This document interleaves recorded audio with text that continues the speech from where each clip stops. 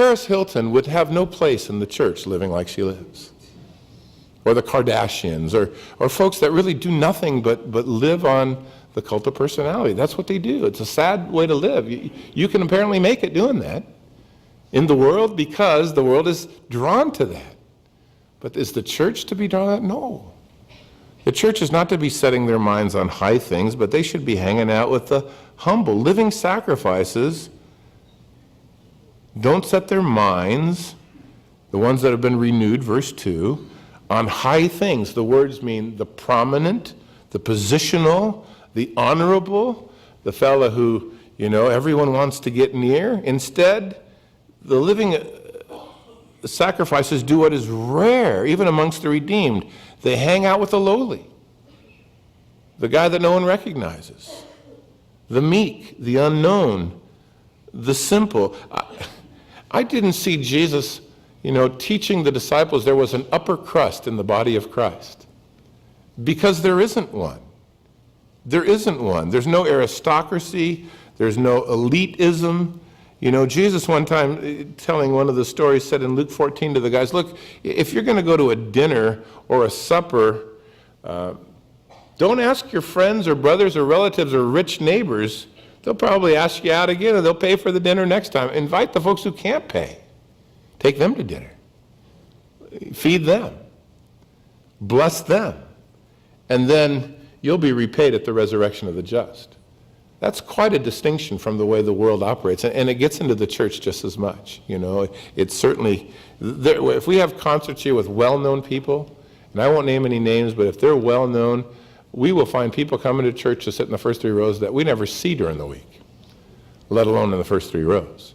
But I'm just here for the concert, I've never seen you here before. Oh yeah, I'm here, You are not. Put the camera away. Oh no, I'm just going to sit right here. It's ridiculous. It's too bad. So,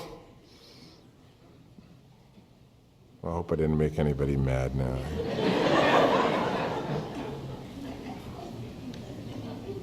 Look, it's all about having your mind transformed, right? I mean, it's not about even rich and poor, because some of the richest folks I know are the most humble people, and some of the poor folks I know are the most vile. But it's about our heart, and the old man, and refusing. Jesus said, take my yoke upon me and learn of me. I'm gentle and lowly of heart. You'll find rest for your souls. He's the perfect example of this verse, really. I mean, when it comes to his pride of birth or rank, he gets born in a barn, laid in an animal trough, a feeding trough, where, cows spit around him, not necessarily too clean. And by the time you get to Matthew 13, all they can say of Jesus is, isn't that the carpenter's son? He didn't have great status, did he? When it came to wealth, Jesus said in Luke 9, he had no place to lay his head. People go, well, I'd like to follow you. Yeah, I got no place to lay my head. When it came to respectability, they said early on of him there in John chapter 1, can any good thing come out of Nazareth? You know where he was born? You know where he grew up? I don't know any presidents coming from that area, The personal appearance, Isaiah said there was no beauty or comeliness that we should desire of him. As far as his reputation amongst the community, they said that he was a friend to publicans and sinners. He hung around with the riffraff.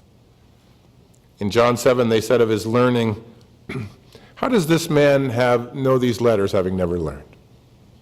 They made fun of his intellectual, if you will, status.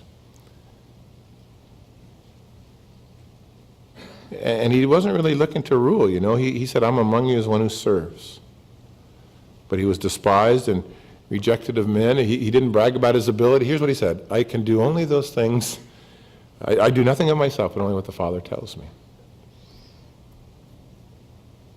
To walk with Jesus was to hang out with the humble. So it's a good place to hang out. Don't set your mind on high things, but associate with the humble. Tough bunch of verses, don't you think?